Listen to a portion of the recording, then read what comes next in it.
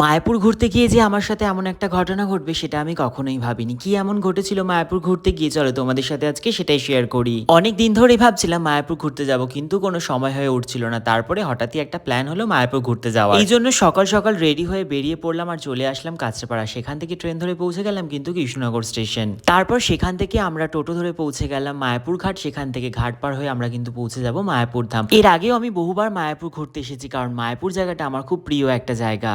আচ্ছা, তোমরা কে কে মায়াপুর থেকে আমার ব্লগ দেখছো সেটা কিন্তু আমাকে অবশ্যই কমেন্টে জানিও। দেখতেই পাচ্ছ আমরা এখানে সবাই মন্দিরের কাছে পৌঁছে গেছি, আর পৌঁছেই কিন্তু সবার প্রথমে তিলক পরে নিলাম। আর মায়াপুরের মন্দিরের ভেতর ঢোকার পর দেখতে পারলাম ভেতরটা কিন্তু এখন অনেকটাই সুন্দর, কারণ যেহেতু শীতকাল চারদিকে নানান ধরনের ফুল ফুটে রয়েছে। এরপরে চারদিকে সুন্দর পরিবেশ দেখতে দেখতে আমরা কিন্তু পৌঁছে গেছিলাম গোশালা। আর গোশালা জায়গাটাও কিন্তু ভীষণ সুন্দর। আর এরই মাঝে দেখা হয়ে গেছিল আমার কিছু ভালোবাসার মানুষ, মানে আমার কিছু সাবস্ক্রাইবারদের সাথে। তারা কিন্তু কন্টিনিউ আমার ভিডিও দেখে। ওই যে তোমাদেরকে প্রথমেই বললাম যে মায়াপুর যাওয়ার পর এমন কিছু ঘটেছিল যেটা সত্যি আমি কখনো ভাবিনি যেটাও আমার সাথে ঘটতে পারে। কিছু এমন ভালোবাসার মানুষদের সাথে দেখা হয়েছিল যেটা আমি কখনোই কল্পনাতে ভাবিনি যে আমাকেও কিছু মানুষ এতটা ভালোবাসা দেবে। এরপর দুপুরে প্রসাদ গ্রহণ করে বিকালবেলা থেকে মন্দিরের ভেতরে কাটিয়ে সন্ধ্যা আরতি দেখে বেরিয়ে পড়লাম। আর এদিকে কিন্তু আমার দুই বান্ধবীও চলে এসেছে। ওদের আসার কথা ছিল কিন্তু আমাদের সাথে, কিন্তু ওরা বিকাল 5টার সময় নাকি মন্দিরে পৌঁছেছে।